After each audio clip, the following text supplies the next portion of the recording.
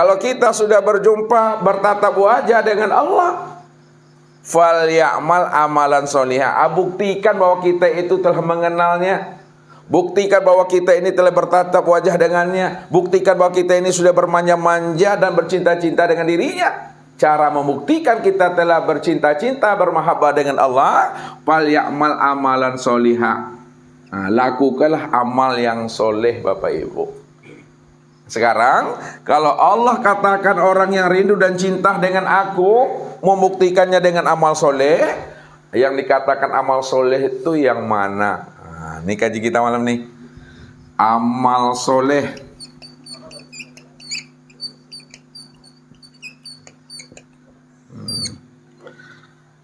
Kalau kita sudah memahami syarat amal soleh, insya Allah tidak ragu beramal, Bapak Ibu. Tapi kalau tidak tahu syarat amal soleh, gampangnya awak soleh menurut awak, ya barunya. Tapi alun soleh menurut Allah. Lihat, soleh itu ada syaratnya. Sekarang syarat amal soleh itu 3, Bapak Ibu. Kalau kurang dari yang 3 kok belum dikatakan amal soleh. Amal toleh baru namanya. Kurang salah satu dari yang 3 kok bukan amal soleh, amal toleh. Sekarang syarat yang pertama, syarat amal soleh yang diterima. Yang pertama adalah ma'rifatullah.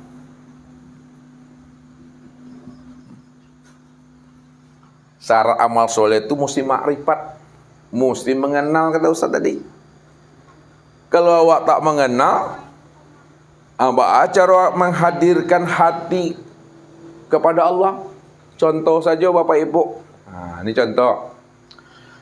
Ustaz punya kawan di sekolah, Bapak Ibu. Nama kawan Ustaz tuh kita anggaplah namanya itu Budi. Kini Ustaz kita tahu sama Bapak Ibu. Kawan Ustaz ada namanya Budi, Bapak Ibu. Ya Ustaz, iya. Kini kece Ustaz, coba ingat kawan Ustaz tadi si Budi itu. Bisa nak Bapak Ibu mengingat teman Ustaz yang namanya Budi? Walaupun namanya lah diketahui. Bisa Ibu-Ibu? Tak bisa. Bahkan tak bisa Ibu-Ibu? Karena belum kenal, belum melihat, belum menyaksikan, belum bertatap wajah. Sekarang Ustaz tanya lagi. Bisa nggak Bapak Ibu mengingat suami, istri, anak, cucu, menantu walaupun nggak ada di kampung waktunya gini ya? Bisa? Kok bisa? Allah kenal, Allah menyaksikan, Allah bertatap wajah. Makanya syarat kita mengenal itu mesti bertatap wajah. Syarat bertatap wajah itu mesti sudah menyaksikan. Begitu kita dengan Allah. Ketika kita angkat tangan takbiratul ihram di dalam salat, Allahu Akbar. Bagaimana kita akan mengingat Allah? Apanya yang diingat? Cobalah Bapak Ibu tanyakan dalam diri. Angkat Allahu Akbar. Akan mana hatiku kan ditujukan? Allah, boleh bilanglah Allah, tapi Allah yang mana? Tulisan Allah yang ini. Atau yang mananya? Atau khayalan kita? Ini. Makanya kalau kita tidak kenal orang yang kita sebut Allah tadi, tak kenal kita wujud Allah yang kita sebut tadi, bagaimana kita akan menghadirkan hati kita ini kepada Allah? Inilah namanya. Ya. Orang yang dikatakan Allah itu buta. Orang yang buta itu amal ibadahnya itu tidak diterima Tuhan. La tasihul ibadah illa bi ma'rifatil ma'bud. Tidak sah salat seseorang kalau dia tidak mengenali yang dia ibadati. Mesti kenal. Lalu untuk mengenalnya Ustaz, kan itu yang perlu. Ustaz bertanya sih namanya, bagi jawaban kan nama itu kalau mak di Ustaz itu mah tak ketujuh jawab nama ya ngaji Ustaz jelas. Untuk mengenal Allah itu mudah Bapak Ibu. Mengenal Allah itu ilmu yang paling mudah. Di mana tak mengenal Allah 50 mudah. Alun kita diperintah Allah solat. Belum kita disuruh Allah untuk menunaikan ibadah solat. Mengenal Allah lebih dahulu. Kenali aku dulu Tuhan. Kalau udah kenal aku dulu, baru aku perintahkan kamu solat. Itu kan ada firman Allah kayak itu Bapak Ibu. Ada enggak ayatnya tuh? Ada kan? Kalau ada apa bunyinya? Nah, dalilnya itu innani anallah. Nah, itu yang betulnya tuh. Ini dalilnya. Ustaz kalau bermain dalil kita. Innani anallah. La ilaha illa ana fa'bud nih.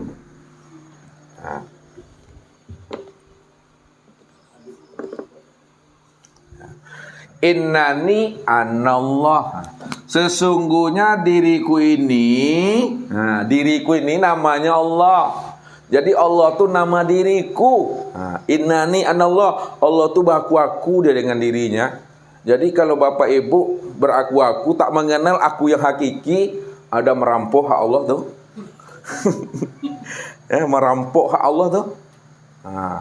Sesungguhnya aku nih Allah. La ilaha illa ana. Tidak ada yang nyata, tidak ada yang wujud, tidak ada Tuhan melainkan Allah. Itu tidak lain aku sendiri. Makanya kenali aku dulu. Udah kenal Allah tuh zahir batin fa'budni. Baru sembahlah aku. Makanya ilmu mengenal Allah itu mudah. Sebelum kita menyembahnya, kenali dirinya dulu. Kok alung kenal dengan dirinya loh. Atau kena namu aja melaksanakan perintahnya. Kalau udah kenal kita, udah yakin kita, itu roh kita, itu Tuhan kita. Nggak ragu kita lagi, nggak bimbang kita. Kita udah kenal Allah itu siapa. Barulah kita patuh kepadanya. Baru kita menjadi orang yang penurut kepadanya. Itu lu kenal. Nih, makrifat nih syaratnya. Kalau tidak, rugi kita Bapak Ibu. Rugi. Lalu bagaimana jalan mengenalnya? Lihat. Untuk mengenal Allah itu, ya, karena kita tidak tahu caranya, maka hendaklah kita betul-betul mencari seorang mursyid. Kita wajib mencari mursyid nih dulu. Mencari seorang mursyid. Mursyid itu mencari guru pembimbing. Ya. Kalau kita tak berguru, kita bapak bu, siapa yang kamu menunjuki awak? Wajib awak berguru tuh mah. Cari guru mursyid. Guru mursyid yang Bapak Ibu cari, guru pembimbing itu betul-betul guru mursyid yang dirinya betul-betul sudah berjumpa Allah, supaya awak dibimbingnya untuk bertemu kepada Allah. Kalau kita cari mursyid kita, guru kita belum pernah berjumpa Tuhan, belum bertemu dengan Allah, sudah pasti Bapak Ibu tidak akan pernah bisa bertemu Allah. Kenapa? Dia sendiri pun belum berjumpa Allah. Bagaimana dia akan mempertemukan dengan Tuhan? Masuk akal menurut Bapak Ibu tuh. Kalau ingin mengenal Allah, cari guru yang guru itu telah berjumpa Allah. Kalau guru itu telah berjumpa Allah, dipastikan jamaahnya, muridnya, Bapak Ibu yang belajar kepada dirinya, pasti Bapak Ibu bisa berjumpa Allah, karena gurunya telah berjumpa dengan Allah. Tapi kalau gurunya belum berjumpa dengan Allah, bagaimana kita akan belajar menuntut ilmu dengan dirinya, sedangkan dia tidak berjumpa dengan Allah? Dipastikan kita pun belum pernah bisa berjumpa dengan Allah, karena guru sendiri belum pernah berjumpa Allah. Ini syaratnya tuh. Makanya cari mursyid yang telah berjumpa Allah. Siapa mereka? Ini yang disebut ya seorang mursyid, ya, wali Allah. Nah, ya, wali Allah, pewaris Nabi. Lihat. Ini gurunya, pewaris Nabi dan pewaris Allah. Jadi mursyid yang kita cari itu betul-betul dirinya itu sebagai seorang pewaris Nabi dan pewaris Allah, waliullah. Kenali. Maka mursyid itu dua Bapak Ibu, ya. Ada mursyid yang zohir, ada mursyid yang batin. Kita lihat dulu, kita kini mengenal Allah nih. Udah kita cari namanya mursyid. Dia itu sebagai pewaris Nabi, dia itu sebagai pewaris Allah, karena dialah orang yang bisa menghantarkan kita untuk sampai kepada Allah. Nah, siapa mereka? Ini yang disebut, ya, namanya mursyid ruhani namanya. Mursyid ruhani. Secara syariatnya, mursyid ruhani. Mursyid rohani itu di dalam dadanya itulah tersimpan rahasia Allah. Jadi mursyid rohani itu bukan tempat berwasilah Bapak Ibu, tapi sebagai pemegang wasilah dia. Itu yang dikatakan namanya mursyid rohani itu, dia itu seorang pewaris Nabi dan pewaris Allah. Si A, anggap si A, si A. Tahu kita si A itu mursyid rohani itu pewaris Nabi dan pewaris Allah, raih ilmunya, tuntut ilmunya, sau ilmunya, kuras ilmunya. Kalau kita dah tuntut ilmunya, kita sudah timba ilmunya, sudah kita kuras ilmunya, maka dia yang akan menghantarkan kita bagaimana kita bisa berjumpa dengan mursyid yang Robbaniyah. Nah, dia yang akan mempertemukan kita dengan mursyid Robbaniyah namanya. Nih, yang batin, mursyid Robbaniyah.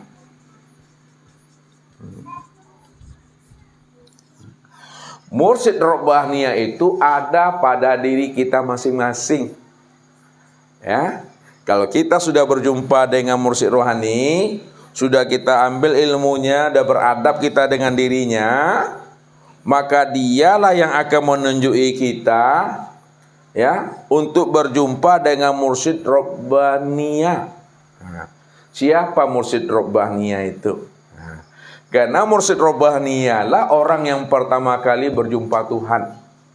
Nah, saya ulang lagi, mursyid Robbaniyah inilah orang yang pertama kali berjumpa Allah. Orang yang pertama kali bertatap wajah dengan Allah. Orang yang bisa menghantarkan kita sampai kepada Allah. Ada pada diri Bapak Ibu. Nah, mana orangnya? Nah, mursyid Robbaniyah yang ada pada diri Bapak Ibu, ini yang dimaksud namanya adalah ruh.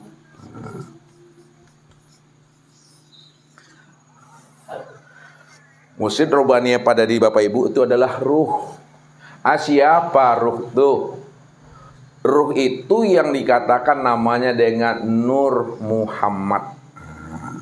Ruh ini yang disebut namanya Nur Muhammad. Nur Muhammad inilah yang pertama kali melihat Allah. Nur Muhammad inilah pertama kali orang yang bertatap wajah dengan Allah. Nur Muhammad inilah yang bisa menghantarkan kita wusul kepada Allah. Apa sebabnya Nur Muhammad pertama kali melihat Allah, menyaksikan Allah, yang mampu menghantarkan kita bisa wusul kepada Allah? Karena Nur Muhammad itulah yang mula pertama kali diciptakan Allah. Innallaha khalaqa qablal asya nurun nabika min nurihi. Sesungguhnya Allah Ta'ala sebelum menciptakan namanya surga, belum Allah menciptakan namanya neraka, belum Allah menciptakan aras, luh, kursi, mahfuz, Belum Allah menciptakan langit dan bumi, maka yang pertama kali diciptakan Allah itulah namanya Nur Muhammad. Nur Muhammad inilah tempat memandang akan wujud kezahiran Allah, Bapak Ibu. Nur Muhammad itulah wujud tempat memandang kezahiran diri Allah. Makanya siapa yang sudah mengenal Nur Muhammad, siapa yang sudah menyaksikan Nur Muhammad, sudah sama dia menyaksikan yang punya nur. Siapa yang sudah bertatap wajah dengan Nur Muhammad, sudah sama dia bertatap wajah dengan yang punya nur. Nur Muhammad dengan yang punya nur itu esa satu dia, Bapak Ibu, tidak pernah berpisah cerai dia. Karena Nur Muhammad inilah yang mula pertama kali dijadikan Allah itu. Sebab apa, Bapak Ibu?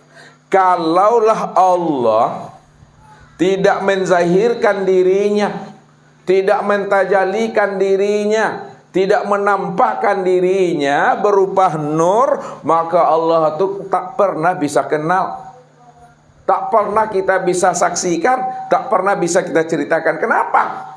Karena dia masih dalam keadaan batin, Bapak Ibu. Batin. Batin itu artinya masih dalam keadaan tersembunyi. Bukan dia tidak ada. Dia ada, dia wujud, tapi ada dan wujudnya itu belum bisa dikenal, belum bisa dilihat dan belum bisa disaksikan. Karena dia dalam keadaan batin kosong, Bapak Ibu, kosong. Ini yang Allah katakan. Buka surah Al-Insan. Hal ata alal insan hinu minad dahri lam yakun syai'an mazkura. Telah datang kepada manusia satu waktu dari masa yang tidak pernah bisa disebut, tidak bisa kita saksikan, tidak bisa kita kenal. Kenapa? Karena dia itu masih dalam keadaan kosong, batin. Lalu bagaimana yang kosong? Bagaimana yang batin ini bisa dikenal, bisa disaksikan, bisa diceritakan dirinya? Maka yang batin ini menzohirkan dirinya. Yang batin itu menampakkan dirinya. Yang batin itu mentajalikan dirinya. Maka zohirlah dirinya berupa nur. Nur itu yang sebut namanya Nur Muhammad. Sekarang yang mana orangnya Nur Muhammad? Kan baru namanya. Tapi dibilang setiap nama ada orangnya, setiap nama ada wujudnya. Yang mau orangnya Ustadz Nur Muhammad. Lihat, Bapak Ibu jangan cari-cari juga Nur Muhammad lagi, Bapak Ibu. Nur Muhammad itu sudah menjadi sekalian alam. Lihat, Nur Muhammad itu sudah menjadi sekalian alam. Dan Nur Muhammad itu sudah sempurna pada batang tubuh dan sekalian ruh itu. Nur Muhammad itu sudah sempurna pada sekalian batang tubuh dan ruh yang ada pada diri Bapak Ibu. Alam nih, ini Nur Muhammad tuh. Tubuh kita ini Nur Muhammad, ruh kita itu Nur Muhammad. Disitulah letaknya. Siapa yang kenal dirinya? Man arafa nafsahu, faqad arafa rabbahu. Siapa yang kenal dirinya bahwa dirinya itu Nur Muhammad, zahirnya Nur Muhammad, batinnya Nur Muhammad, kenal dirinya yang ini Nur Muhammad, faqad arafa rabbahu. Disitulah dia mengenal akan Tuhannya. Karena Nur Muhammad itu tempat memandang akan diri Allah. Walaupun Nur Muhammad bukan Allah, namun Nur Muhammad tiada lain diri Allah itu sendiri. Terpandang Nur Muhammad, sudah terpandang Allah langsung tuh Bapak Ibu. Contoh, benang tahu Bapak Ibu? Benang. Nah, kita buat benang lah. Benang. Benang ini, ya, lalu sudah nyata menjadi kain. Kalau benang sudah nyata menjadi kain, pertanyaannya nih, perlukah kain mencari-cari benang lagi, Bapak Ibu? Tidak perlu. Kenapa tidak perlu? Karena sudah menjadi kain. Coba ulang lagi. Menggigit jawabnya. Kalau benang sudah menjadi kain, perlukah kain mencari-cari benang? Tidak perlu. Kenapa tidak?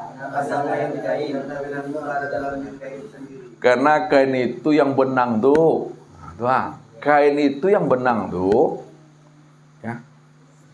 Kalaulah kain itu yang sebenarnya benang, ini artinya ketika Bapak Ibu memandang kain, maka yang terpandang apa? Yang terpandang benang. Kalau Bapak Ibu tidak mampu memandang benang pada kain, itu butuh sangi itu. Buta sangi, Pak tahu? Benar-benar buta. Ini Ustaz kenalkan Bapak Ibu. Ini beliau ini namanya Muhammad Rudini. Beliau dari Kalimantan, Bapak Ibu. Ikut mengaji ke Pekanbaru. Semalam datangnya dari Kalimantan, Bapak Ibu, sampai puluh ke Pulau Rampaiwa. Pernah tadi ya? Sungai Rajo. Sungai Rajo, do Rajo itu. Apa orang ya? Beliau Bapak Ibu menuntut ilmu. Bayangkan tuh, kalau dibilang pahalanya, mangga-mangga apa lu awak Bapak Ibu. Setiap rasa capek, letih, lelah, panik mengandung nilai ibadah, menggugurkan dosa, mengangkat derajat dia. Bapak Ibu juga begitu. Walaupun kantuk, capek, lelah, ditahan kantuk atau kalau perlu ditungkit dengan anak api itu, itu mau mengangkat derajat, menggugurkan dosa tuh. Ini lihat. Jadi kalau benang sudah menjadi kain, Bapak Ibu tak perlu lagi mencari-cari benang, karena kain itu yang benang. Kalau tak nampak benang pada kain, itu yang benar-benar buta. Contoh lagi, kaca ya, lalu menjadi gelas. Kalau kaca sudah menjadi gelas, perlukah gelas itu mencari-cari kaca lagi? Tidak perlu. Kenapa? Karena gelas itulah yang kaca itu. Kenapa demikian? Karena gelas itu asalnya kaca. Yang kedua, kalau memang betul kaca itu sudah sempurna menjadi gelas, ya. Ketika Bapak Ibu memandang gelas, maka yang terpandang apa? Yang kaca itu yang pandangan yang kasat tuh. Tapi kalau Bapak Ibu tidak mampu memandang kaca pada gelas, itu yang benar-benar buta tuh. Butuh sangi bahasa awaknya. Yang ketiga, ini ketiga nih. Untuk ambil paham aja dulu, nanti kita arahkan kepada yang sebenarnya. Kalaulah kaca sudah menjadi gelas, ya, kalau kaca sudah menjadi gelas, lalu gelas ini apa bagi kaca?